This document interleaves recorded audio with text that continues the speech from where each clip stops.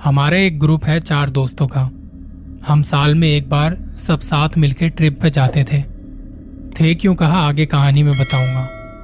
हमें कैंपिंग करना बेहद पसंद था और हमारे पास कैंपिंग में यूज की जाने वाली सारी चीजें थी, जैसे tent, sleeping bags, camping pillow, chair, table, cooking के लिए बर्तन और जो भी सामान चाहिए होता है वो सब था, क्योंकि हम कैंपिंग के दौरान 3-4 रातें स्टे किया करते थे। 2019 में मुझे वो दिन आज भी याद है। 8 मार्च को हम ऋषिकेश के लिए निकले थे। बहुत प्यारी जगह है, काफी बार गए हम पहले भी। ट्रिप सही जा रहा था। हमने अपने ऑफिस से लीव भी ले ली थी। वो फ्राइडे का दिन था और रात को हमने अपनी गाड़ी में सारा सामान ठूसा और 9 बजे के आसपास हम निकल पड़े। नॉर्थ इंडिया में मार्च के महीने में अच्छा खासा मौसम रहता है। सुबह शाम की ठंडी हवा आपको अपना बना लेती है। हमने पहले ही सोच लिया था कि कहाँ जाना है, कितना ट्रैवल टाइम लगेगा, कितने लोग होंगे वगैरह वगैरह। ज्यादा भीड़ भाड़ में मजा किरकिरा हो जाता है। रात भर ड्राइव करने के बाद हम सुबह 4 बजे के आसपास वहां उस जगह पहुंच जाते हैं और वहां का नजारा इतना खूबसूरत था कि देखते ही प्यार हो जाए इस जगह से। जैसा हमने सोचा था वो जगह वैसी ही थी। एक सेफ सी जगह देख के हमने अपनी गाड़ी खड़ी की और जो भी चीजें थी कैंपिंग की वो गाड़ी से निकाली। मेरे एक दोस्त ने कहा अपना कैंपिंग टेंट पहले ही लगा लेते हैं, वीकेंड पर और भी लोग आ जाएंगे, फिर ये जगह भी हाथ से निकल जाएगी। इस वक्त वहां गिने चुने टेंट ही लगे हुए थे। हमने भी अपना टेंट एक बढ़िया सी जगह पर लगा दिया और फिर थोड़ा आराम किया। सुबह 9 बजे के आसपास हमारी आंख खुलती है, फिर फ्रेश वगैरह होके घूमने फिरने निकल जाते हैं। सारा दिन खूब घूमे फिरे। शाम के वक्त कुछ खाने का सामान लेके वापस टेंट में आए। आहिस्ता आहिस्ता अंधेरा होना शुरू हो जाता है और खामोशी इतनी कि हमने कुछ लकड़ियां जलाई हुई थी, उनकी आवाज तक हम अच्छे से सुन पा रहे थे। खाना हमने खुद बनाया और फिर खाते पीते काफी रात हो चुकी थी। हम चारों दोस्तों में एक बंदा ऐसा था जिसके साथ हम बड़ा मजाक करते थे और वो सामने से किसी को कुछ नहीं कहता था। हम उसकी खिंचाई कर रहे थे और ऐसे में फिर किसी ने भूतों की कहानियों का जिक्र छेड़ दिया।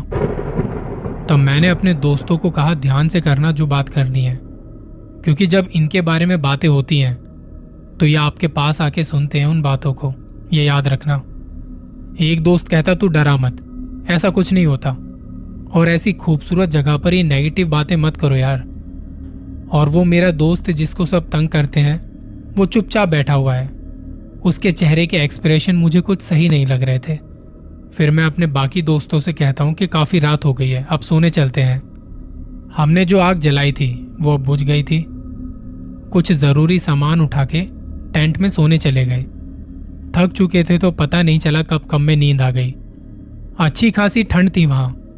टेंट को अच्छे से बंद करके डिम लाइट जला के हम सो रहे हैं। रात के तकरीबन 2 बजे के आसपास मुझे प्यास लगती है।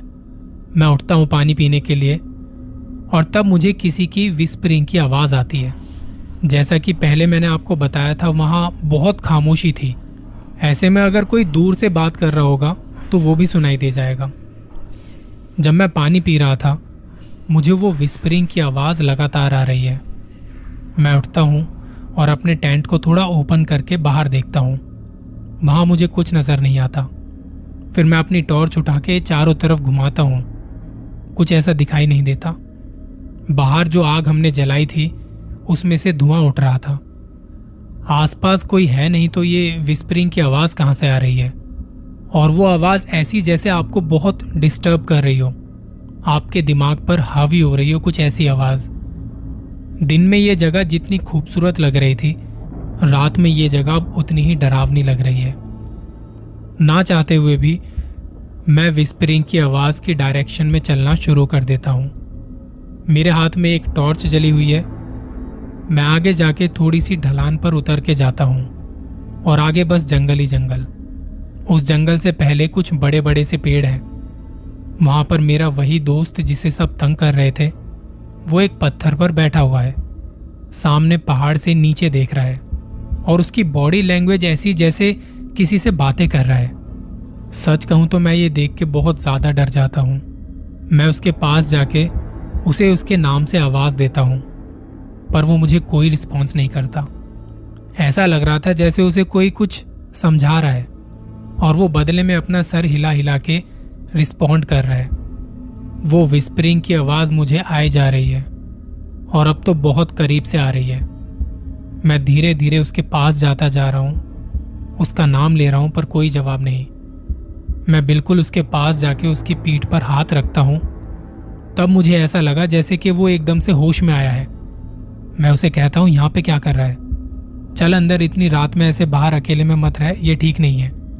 वो सामने से मुझे कुछ नहीं बोलता और मेरे साथ चल पड़ता है। मैं उसे उसके टेंट में छोड़ देता हूं कि सो जा यहां और सुबह बाहर आना, अब मैं तुझे बाहर देख ना लूं। इसके बाद मैं वो सब ऐसे समझता हूं जैसे कि मेरा वहम होगा और उसे शायद नींद में चलने की आदत है। ये सब मैं सोच रहा था, पर मेरा सिक्स्थ सेंस मुझे अच्छी वाइब्स नहीं दे रहा था।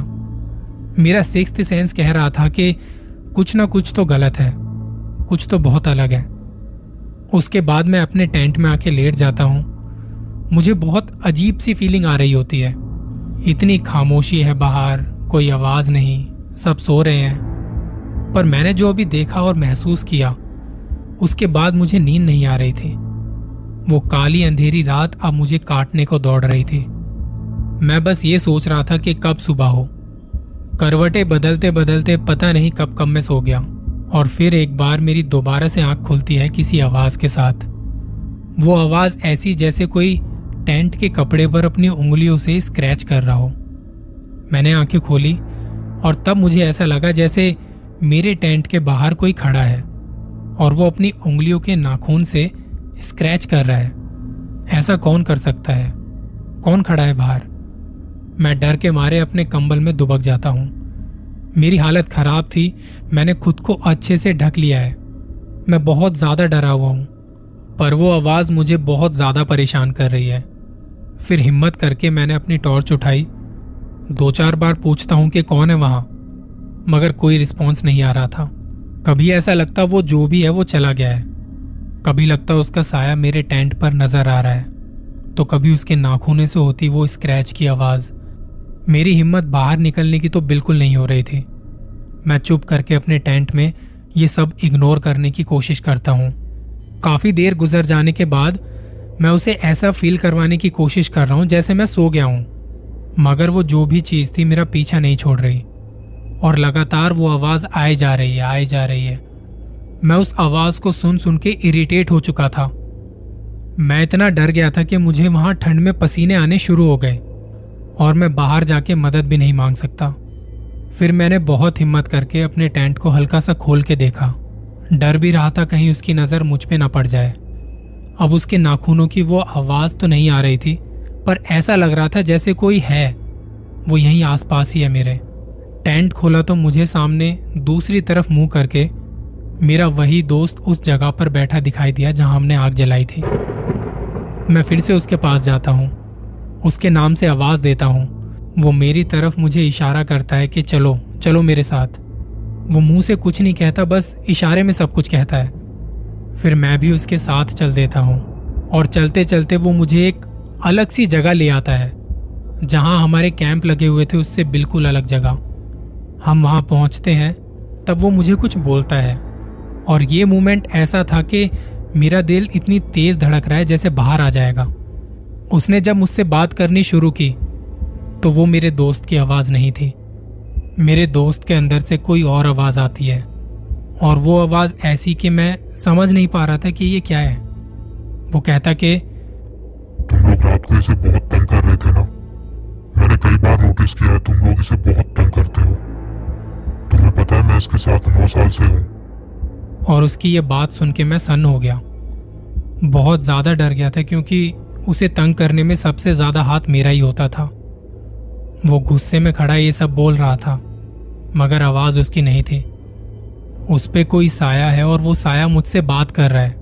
वो बता रहा है कि कैसे उसे अच्छा नहीं लगता जब हम उसे परेशान करते हैं, छेड़ते हैं। उसने एक तरह से वार्निंग दी कि संभल जाओ, वरना तो मैं तुम्हारे साथ बहुत बुरा पेश आऊंगा। तब तुम्हारी हालत क्या होगी तुम सोच भी नहीं सकते। और फिर उसने ये भी कहा कि मैंने जो बात तुम्हें समझाई है वो समझ जाओ, मेरी बात मानोगे तो तुम्हें कुछ नहीं होगा। तुम्हारा ये दोस्त बहुत अच्छा इंसान है और मैं नहीं चाहता कि तुम लोग उसे ऐसे तंग करो। मैं डर तो पहले ही गया था उसकी आवाज से, उस खौफनाक मंजर से, वहां की खामोशी और जंगल से। जहां हम खड़े हैं वहां बस हम दोनों, और मेरे दोस्त कहने को मेरे साथ है पर उसके अंदर तो कोई और ही था। मैं वहां खड़ा कांप रहा था और वो अचानक से कहता है, तुम जाओ और जाके सो जाओ। पर मैं वहां से हिल तक नहीं पा रहा था और वो मुझे कहता है कि तुम जा क्यों नहीं रहे, जाओ जाके सो जाओ। ऐसा उसने थोड़े गुस्से भरी आवाज से कहा, या शायद मुझे लगा कि वो गुस्से में है। मैं बड़ी हिम्मत करके संभलता हुआ जा रहा हूँ। मुझे ऐसा लग रहा था जैसे मैं अभी गिर जाऊंगा। मैं अपने टेंट में आता हूँ और मुझे ये डर लग रहा है कि कहीं वो दोबारा से ना आ जाए। मैं भगवान को याद करता हुआ और जो जो मुझे आता था सब बड़बड़ा रहा था। मैंने बहुत डरते हुए वो रात गुजारी थी। मुझे बिल्कुल नहीं पता था कि मेरे दोस्त के ऊपर कोई साया है, और उसने ये भी कहा था कि जब से मैं इसके साथ हूं तुम लोगों के भी साथ हूं। अगली सुबह जब हम चारों साथ होते हैं, जब उसका कोई मजाक बनाता है तो उसके चेहरे पर गुस्सा दिखना शुरू हो जाता है।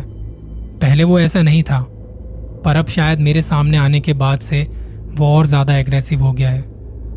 मैंने ये बात किसी और को नहीं बताई। इसके बाद जब भी हमारी कोई ऐसी बात होती और दोस्त उसे तंग करते तो मैं बात को घुमाने की कोशिश करता। उसके चेहरे को देख के मुझे पता लग जाता था कि अब वो इस पे हावी हो गया है, उसको अब गुस्सा आ रहा है।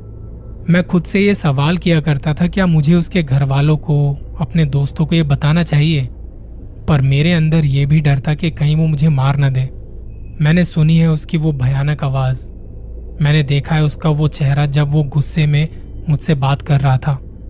उसकी वो डरावनी आंखें मुझे आज भी याद है। 4 साल पहले का वो ट्रिप मेरा मेरे दोस्तों के साथ आखिरी ट्रिप था। अब उनसे मिलना भी नहीं होता। सब अपनी अपनी दुनिया में बिजी हो गए हैं। मैंने भी अपनी एक अलग दुनिया बसा ली है।